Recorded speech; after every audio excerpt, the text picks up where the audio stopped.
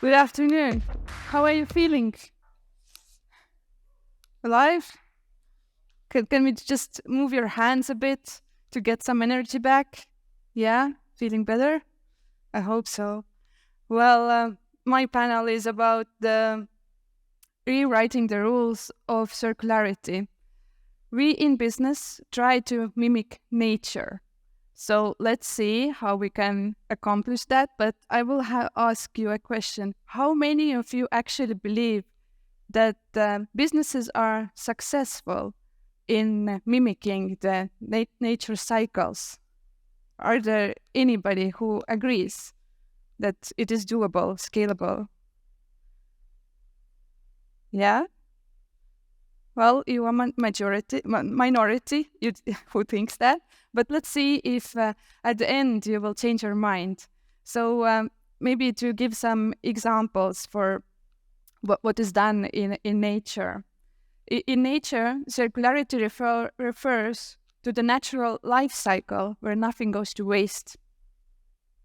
Nature operates in sustainable, circular manner, where each waste product is a resource for another process. And in circular economy, it redefines growth, focusing on positive society benefits. It involves gradually decoupling economic activity from the consumption of finite resources and designing waste out of the system. However, this has a lot of challenges and issues, and hopefully we get some more deep insight from the panelists, from Rimi, Bono Timber, and Enoens. Please welcome.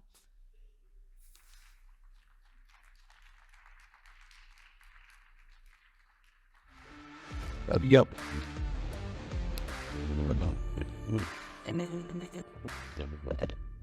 Well, for the first thing, as always, I want you to introduce yourselves, but also please give me an answer. What is circularity from your business point of view? What does it mean for you? Hello, I'm Zanda from Rimi. I'm really glad to be here in this event and see everybody and join the panel. Circularity, I think, is best defined in the European sustainability reporting standards, the Bible for all sustainability experts and professionals. And it really means for us, just like it said. So, first of all, it's avoiding virgin materials and eliminating waste in the root itself. Second thing is recycling, repurposing, and of course reusing as the third category, repurposing and finding new life for the material or the product. So these three stages is how we see it also in our company. Hello, everybody. Nice to be here today with you. My name is Jānis Upeneks. I'm a member of the board of Bono Group. Bono Group is a company that is working in forestry sector in Latvia, and usually for sustainability. When they're looking, those forestry guys, they're not the best. They're cutting down the trees. But for us, during the last 10 years that we started our company with one small part of forest management, it has grown, and we are looking at a full cycle of all forestry products. So we try to control the very beginning of planting a tree, growing it, cutting it, trading it, and creating more added value to the products. And one of our latest investments and latest businesses that we have started in the Bono Group is sustainable housing. And in that, for the circularity, as there are like two parts, to create a product that is can stay usable for longer. So we're looking at wooden houses that stay longer, that can stay there for centuries. And the second part, of course, is maybe look at the house. We see ourselves that we build a house and then you live your whole life in that house, and then the next generations. But in reality, maybe after 50 years, you can take down the house, recycle the materials, and build a new house somewhere else. So that's what we are looking at today. Thank you. Yeah. Hello, everybody. So my name is Enoens, and I am today representing myself, and I'm looking this this from the position of the product development here and today, and because it's one of my strengths. And I could say sustainability or circularity, it's from the product development, it's really, and for the product owner, for the business owner, is efficiency, it's more better profits. So it's everything what doesn't mean good for the business for the business evolution, like for the future as well. Yeah, so it means that when we are creating any product, when we are thinking about any solution, so it's must be done through the sustainability or recycle processes. And I could say I love one sentence, and I would like now to tell that ideal solutions, when problem solved and system is not burdened. Yeah, so it means that, especially it means that sustainability and circularity, it means that systems not burdened. Yeah, so we need to think already today and develop new solutions according this, I could say, at least one of these rules. Thank you. You mentioned a lot of things, but maybe what is the essence, like why it is so important to initiate circularity in your business sector? No, of course, when you enter a Rimi store, you can see that most of the products are packed in some kind of a material. So, of course, the impact on the longevity of these materials is very big that we can have as a business when we shape, for example, our private label packaging. And that's what we're focusing on what impact is more lower hanging fruit. And there, a very good example is that actually in a year and a half, you will see that the Rimi private label food products are packaged only in recyclable material. And in 5 more years, it will be recycled material. So we're starting with those maybe quick wins that we can have. But it's also interesting, if you read the CSRD and ESRS carefully, you will see that actually from a couple of years in the future, we will need to work much, much closer with our suppliers to see what kind of packaging material is also for the supplier brands. Yeah, so not only our those quick wins, but also going down the value chain and looking how we can, together with suppliers, shape the future of packaging. Yeah, packaging is a huge issue. There is the statistics that if you order something and it comes in a package, it is dropped 12 times. So it is not that we can just voluntarily just dismiss all packages, but actually to keep the product safe and intact, you need to have packages, but then again, you need to solve the issue, how it can be reused, recycled, repaired. And there's one more aspect. We are in the food business, and food business is our core business. And the other aspect that our quality team is always carefully following is the food security and food safety and all the avoidance and food waste avoidance aspect. Yeah, so the packaging also needs to serve that purpose. And then the trick is how to have that balance. Yeah, in the housing market and housing business, of course, the very first part where sustainability and circularity is very important is for us, because we're living in the houses. And if we have ecological materials, if we have, like, our passion is for wood, so I'll be talking more about the wood. So if we have wooden walls, if we have more wooden materials, they are controlling the temperature inside, they're controlling the humidity, and creating a very nice ecosystem for a person, for a family to regenerate. So that is in a part our passion, and that is very important for us and each and every one of you. Yeah, and I think that scientists have also proved that having natural materials like wood panels or wood flooring, it is also really helpful for mental health. So it is a wellness issue also, besides bringing the nature home. Yeah, it is very calming, and as I said, it's controlling the ecosystem, both humidity, temperature, and also the giving the psychological aspects. And I want to add something. Yeah, so from my perspective, I'd like to, for product perspective, for sustainability perspective, I could say I would like to pay attention that there is not about talk about climate changes just, but there is also about population increase. That will be something like in 10 years, 25% more. So, and the biggest issue for us will be that will be lacking resources. So it means what we are doing today, in fact, we are trying to be more efficient, more effective with the resources what we are using today. And everything what we started to find solution, to develop new solutions, to reuse some things or whatever, how we find any kind of the idea or implement in the life. So it's everything will be for us better for the future, because any solution will be, I could say, evaluated or change it in a better way even in the future. If we are of course started today, not when will be lacking resources, when population is grows, third countries economically is growth, so it means consumption is growth, and we need to think about our future as well. So otherwise, it's if we come on the end when the resources will be very expensive, so of course we will find some as other kind of solutions, and we will survive. It's not about this, but it's about the efficiency really to start today, not to think when the situation will come. Well, Zanda, as you mentioned, that Rimi has already different solutions to improve the circularity issues in supply chain, in your own brand names. But what is the investment in there? Is it only monetary? And what are the sums, and how do you initiate?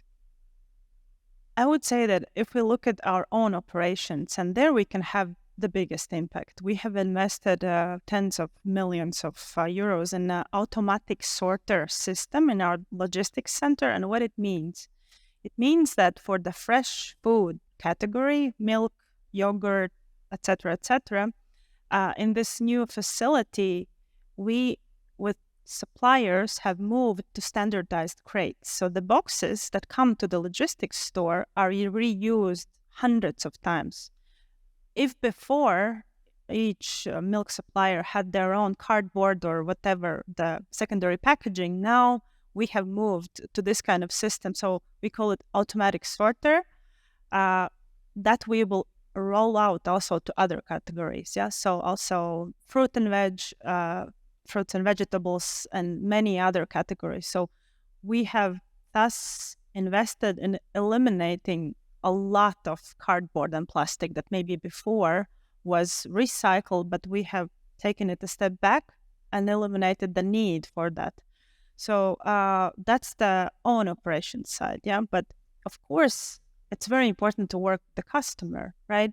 So how to nudge the customer to also, let's say, remember the textile shopping bag, yeah? So, and we're working on that. We'll have some news next year, some innovation in this area, and I hope you'll take part in our project. Cannot wait for the innovations in the packet, like the bag segment. Any other panelists, do you want to enclose how you see the investments in your business towards circularity? Yes, from my side, I could say it's not about investments, but where we should think or what we should think. So, from example, from the circularity strategies, there is 5 strategies ways. So, it's one is sharing economy. Second is product life optimization or extend the product life. So it means that we are not be skip it out from the food waste. Third is waste minimization.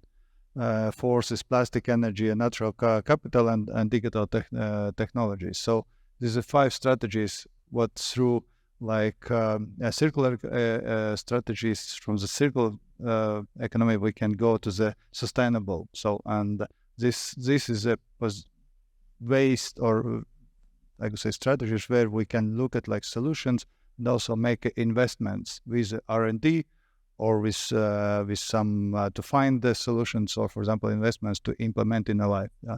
So it's, I think it's quite clear, I could say, place. Before Janis, you continue, I believe that in wood and forestry and timber sector, there basically is no waste. It is all used in different processes. Yeah, basically, wood is a good thing. You can do many things, and then I don't know. When we started our processes, we just did the cutting down the tree and taking away the roundwood, and then selling other parts. Or sometimes when, for example, the biofuel were not that high as they are now, somebody even left in the forest some branches and let them rot there.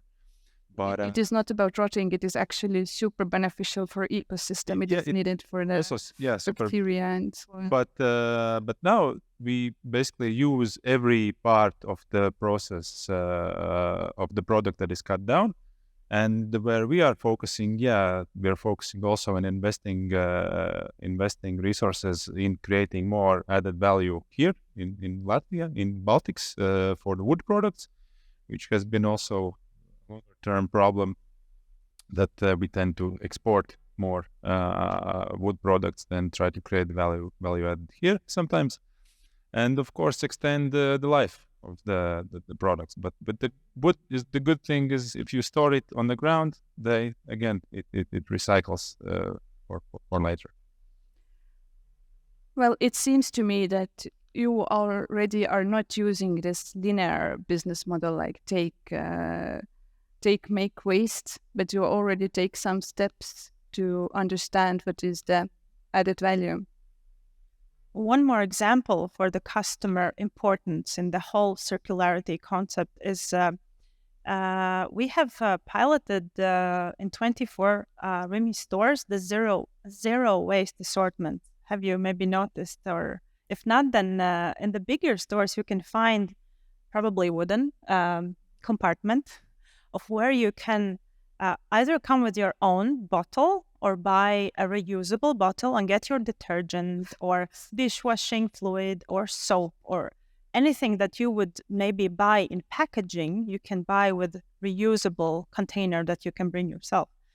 It's been around for 2 years already, but we see that we still need to nudge, to educate, and to help the customer to make the shift. Yeah.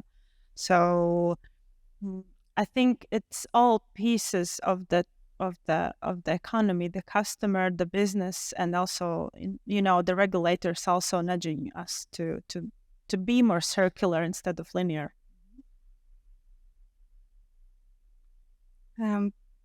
Well, I know that in Rimi you probably have sustainability officers or ESG leaders, as you have so many different programs ongoing.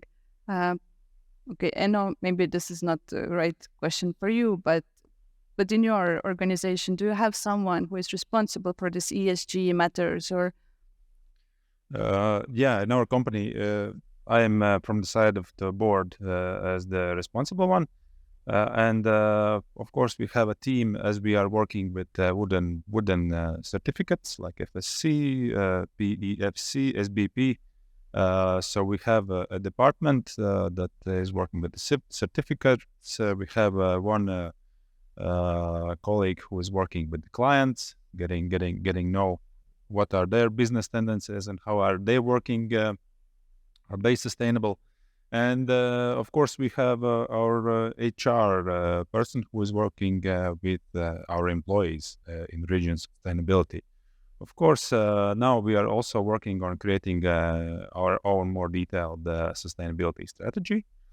We always like to say that during the last 10 years and when we started our company that the sustainability has been always a core value, and it has even been a competitive edge for us for conquering the market, for becoming more productive, more effective. But at the moment we have a team. They are not maybe called sustainability officers. We are encountering many of them when we are working with our export partners like Denmark, Finland. But I think that is a very near future here as well, that we will have them more and more. Yes, from the implementation in life sustainability or circular economy, I think this is we need more spend time for the startups or for the entrepreneurs and business owners to explain more and more, educate that sustainability is not something like new buzz or something like that. It's all about efficiency. It's all about to increase your profit. I think it's if we are not talking about sustainability, but increase your profit, of course, from the consumer side, it will look like, oops, it's not the good slogan, but I think that's from the business perspective, it's really, really simple explanation. It's all about efficiency. That's all. And then it will be much more easier to implement in life, because I think if we do some research or something like that, and we will find out that there is the people are different kind of understanding about circularity, about sustainability, and so on. That everybody thinks this is more expensive, etc., etc., etc. So it's we need more spend time with education. Like for example, today we are talking, we are sharing information, and I hope some more people will more understand about sustainability. How much time your employees spend actually on training and learning about sustainability, circularity, and again with the new mandatory regulations, the corporate sustainability reporting, and how do you educate your people? Because one thing is how do you comply with different legislation, but again, then you need your people to understand them and implement needed changes, or how they report. That's a very good question, and I would build on what Enno said. I think yes and no. Some part and big part of sustainability topics, education and information is a win-win for environment, for society, and for the company. And there, it's much easier to mobilize the customers, mobilize the employees. For example, if you see how you can impact the profit and loss statement with reducing food waste, and then it's in your individual KPIs for the year as an employee, it's easier to mobilize. And also, the employee is more motivated to read the instructions, the strategies, follow the material, do the learning and everything. But there is also the topic of the scope 3, which is much more of an investment. It's a cost today to invest in innovative technologies that might bring you benefit in a few years. And then it's about the business case. When do you get the return on investment? Is it 3 years, 5 years, or maybe 10 years? And then it's a little bit more difficult how to make those decisions, and how employee education matters is, this sustainability. If it's in the mission and the strategy, then we can make those smart investments and also wait for the payback to come. Actually, concerning employees, I want to mention that it's sometimes really good that I think sometimes they're boosting the sustainability in the company. If you take, I don't know, some years ago, a colleague came and, hey, we're buying the plastic bottle. Let's just get the glasses and we can drink the water from the water tank. So they are boosting. Of course, now the sustainability has taken, I'd like to say, a more in detailed and specific scope. And during recent months, I have read much more in depth about many parts of the sustainability. And when we are creating new rules or investing in a company in some aspects of it, then of course we inform our colleagues as well about it. We are rather small, I would like to say, still more than 100, but still we can cover each other and keep each other in touch. Yes, let me continue with Zander. Zander, sorry, but so it means that I fully agree, especially about investments. But in fact, from the competitiveness side, so I think that, and from investment side, and from the third point is from the values what created, for example, and priorities what is made by, for example, European Union. So I think everything what we do today and all investments what we started to do today, it will be cost for us less than in the future. So it means we already started to be at least few steps before our competitors. We can be with our solution today, what we're doing. So probably for tomorrow we will change this solution for much better solution, so on. So it means that all what we do today, it means we are be already on the front. It gives for us possibility to be more stronger regarding if we compare with the competitors. So second, it's we are following about values, but in fact where European Union are guiding all like our community. So it means this value are started to be more and more I could say value more stronger in our like lives. So of course we are today in baby stage. We are in the beginning. I think after 10 years we will see how this situation will develop. So it will be very interesting to see. Yeah, I listened to the panels today, and one of the panelists said that I need less bureaucracy because all the regulations are so tough. Nothing is happening. It takes so much time. And then on the other side, I need the regulator to be in this carrot position where they enable everything. So what is the sweet balance between regulations and being not regulated at all? I know that we cannot provide human rights and all the needed resources for all the people if we do not have any boundaries set without any legislations. But how do you feel? Are the regulations for you enablers or not? Overall, I'm not in favor of laissez-faire. So, of course, there needs to be regulation, right? But in a right balance, not to hinder technological development, pilots with startups, and the speed that you need today to innovate for a greener future, for a more sustainable future. That's why we are here, to find those sweet spots where we corporates can also leverage the speed that the startups have or the scientists have. Yeah, it shouldn't be slowed down too much. But of course, we are, as a company who is ahead of the curve in sustainability and compliance, we are happy for the Green Deal. We're looking forward to these reporting standards finally being implemented. Yeah, because it sets a level playing field with our competitors that also Enno mentioned, right? So if before there was the good Rimi or the good Bono or Milzo doing the good thing, being responsible, sustainable, covering ESG out of their own will, now it will be mandatory for everybody. Yeah. So, and at the same time, I hope sustainability will in few years will be hygiene, not competitive advantage, but hygiene that we all do just as a normal part of the business. Yeah, I believe that also banks and financial institutions have confirmed that ESG or the sustainability is the new AML. So this is becoming hygiene. This is what we do daily. Or the new GDPR. Yes, that too. Yeah, also adding, I think that the legislation, both European and Latvian, they're very pro sustainability. They're boosting it, and they're forcing us all to think the correct way.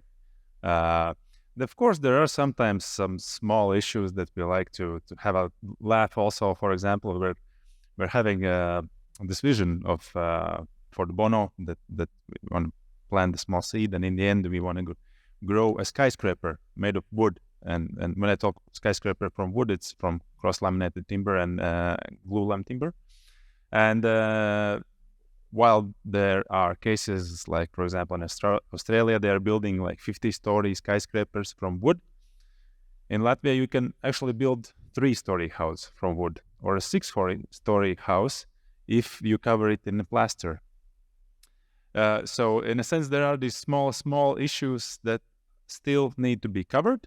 There might be some cases, I don't know, where the building industry is protecting itself a little bit, and concrete is more understandable. Maybe at some point, at this point, it is still a bit cheaper than building a CLT house. But I think we will cover them, and we will clean also these small obstacles. But in a sense, I think the legislation that is coming from the Europe well, it is very, very pro-sustainability, and it's boosting us the correct way. From innovation side, there like innovation as a tool, not like end of the product, because we love end of the product. So from this perspective, I could say regulatory is playing crucial role, in fact, to boost or to break innovation things. So, for example, now, good bad example, we know the green economy, so biological things that we see our future and something like that. But these years, it's a little bit go down, like grants for the biological farmers. And this is one of the first year when biological farmers start being in Latvia less than the previous year. So this is a little bit shows that if regulatory do some things, they need to think about the future. So it means that there is some lack of maybe values, what they are, for example, how they look at from global European Union, for example, and not just local Latvian, some lobbies, what they're doing, how they split the grants or something like that. So the regulatory is really playing crucial role. I could say they need to think wider and more about future, not about past or today, because today is the past. We need to think about future. So yeah, I really hope that I will not need to mention the corporate sustainability reporting directive today that I'm working daily with, but the reporting standard says that you need to use double materiality analysis to evaluate all the risks, opportunities, and you have to have this long way strategy up to 2050, and to understand really, to position your business today, what is your business's impact on environment and society, and vice versa, what is the impact of environment and society to your business, but also you need to evaluate the financial impact. So what is the financial impact, and what are the remedies? How can you tackle these challenges? What is important? And then you have this beautiful matrix that gives you then the scale, what is critical for your business to start dealing with. Either it is environmental topic, societal topic, governance topic. And it is really from business model perspective. It is not about that we like bunnies, but this is about like, what is the cost of capital? How can I generate revenue? What impacts the revenue? What are the potential threats? Is it positive, negative, acute? And just a side effect that EU is thinking about how to make businesses look further, not to only think about 1 or 2 years ahead, but really, really in a long way forward. So I think this is a really great risk management tool. So if in the audience organizations have not done this risk model analysis, then please do it. Look up the ESRSs and double materiality analysis. A really helpful tool. But maybe we can proceed. We tackled the regulation part, but also a big issue is the culture and human behavior, and how one part is the end consumers, but it's actually the society we live in, and what is our culture? How does then the society impact your business sector or your business directly or indirectly? Yeah, of course. I think especially at this moment of time in economy, and what we see also from analysis from real estate market, of course, the people are focused on how much they can afford. Especially if we are talking about buying a house, going to the banks, how much money they can get. So there still is, of course, this big part, how much you can afford. And if you, we always say that for every Latvian there is a dream that I want to live in a house, and whenever you can afford it, you want to buy it. You'll try to buy maybe a cheaper one. That is not with these sustainable parts, but what we are focusing on, and I think that actually that's what Enno said, and also I heard it in one of the previous panels about these risks and financial parts. Businessman is always thinking how to make profits, and what we are thinking, like in the longer term, like, okay, there is this Green Deal, there is regulation for sustainability, we have to work towards it. And in near future, we need to find a way how to make the the materials and the way of working in sustainable ways more competitive. So create them cheaper, and then that is a breaking point for them to move in the market as well. So that's also how answer to these financial risks. Businessmen will always look for the profits. These green deals, they're just like foundation. These are the rules you have to follow.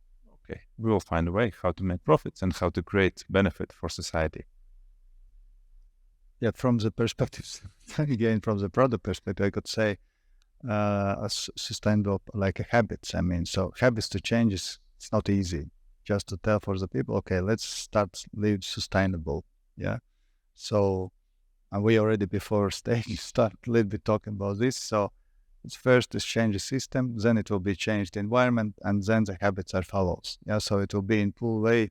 We need to go through of this process. It's not like just to talk, but also we need to do things before to create like a system to start to change environment, and the habits also will change automatically. Yeah, so in positive way. I mean, yeah. So it usually works like that, not in opposites. It's started habits, then environment, and then system.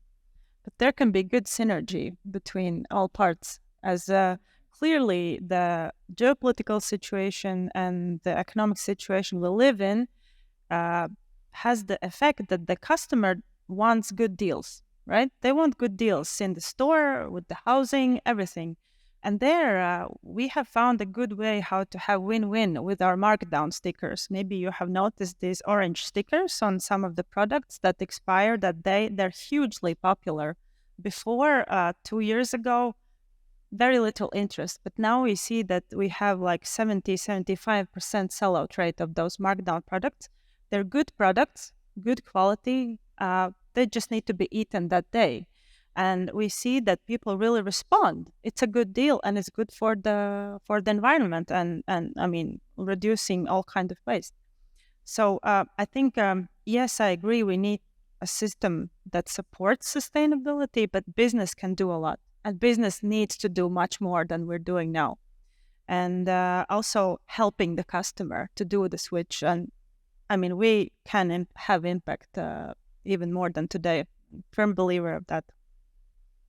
Yeah, I think it also is impacted by different generations. I will bring now in a personal example. My daughter turned 5 recently, and she got a lot of gift bags, the paper gift bags, and they were opening the presents with grandma. And grandma said, yeah, let's take one of the gift bags and put all the packages in one of the bags, and then we can throw it away. And then my bigger child, she's 6, jumps out of the other rooms like, no, this is not how we do in our house. We recycle. We do not put trash in there. We do not throw it away. If we will go to another birthday, we reuse the bag. Grandma, this is not okay. You cannot take the bag. So I was like really impressed that this tiny people already know about recycling. It is their personal value, and they are willing to step up and speak up and say that no, this is not okay. How you in Rimi see this kind of behavior? Like, is there big change in generational behavior? Absolutely. We see from statistics and data that the younger or the Gen Z generation use the plastic or paper bags much less. They have the habit of remembering to bring the textile or whatever material bag. But I want to say that maybe your daughter would like our new Christmas-themed paper bags that you can actually cut out and use as gift wrapping. So it's also repurposing some of the materials, and you can color them as well. So maybe these small things also matter. They do matter a lot. But we have a little time left. Maybe all of you can still share some good tip or good message to everybody in the audience. Good tip. Yes. So, okay. About circularity. I said I was. Yeah. So it's no, it's just sharing my opinion. That's I think we are really, and I said already before that we are really in early stage of sustainability or circular economy, because today we're more talking as individuals and more like internal things, how we can change in our company inside. So what we can predict in the future that's we are started to think and find out all this sustainability and circular economy in like external way. So it means this cooperation between companies and even like maybe even like wider way. So it means that today we are started from the beginning, from the internal, how to use it in a company, let's give it report or something like that. Yeah, but we can predict in the future it will be external. So it means more cooperation between companies, between even probably with countries, whatever. We'll see it. Yeah, but this is normal way how usually evolution is happens with at least with solutions, with product development, something like that. I think either way, if you're a person or you represent a business today, try to look for the profits, for the benefit for yourself from circularity or for sustainability. Sometimes maybe we try to look that, oh, this is hard to do, or I don't want to do it. But if you look at and try to look from the side of optimism and try to find benefits for yourself from sustainability, you'll find it. And maybe you'll create even a new business or create new profits for yourself. I would agree. From the business side, don't be afraid to set ambitious targets and trust that technology will come. It will be cheaper, more available, more commercialized, and not be afraid to challenge yourself. And as a customer, I would say use the many digital tools that there are, and they're also helping sustainable shopping, and look for those nudges and respond to them. It might create the shopping experience of tomorrow for you. Well, it was an honor to be with you here today. Thank you for your input. And if not anything else somebody took away, then my takeaway is that circularity is not only environmental issue. It is actually about business opportunity and how to generate more money and spend less and waste less.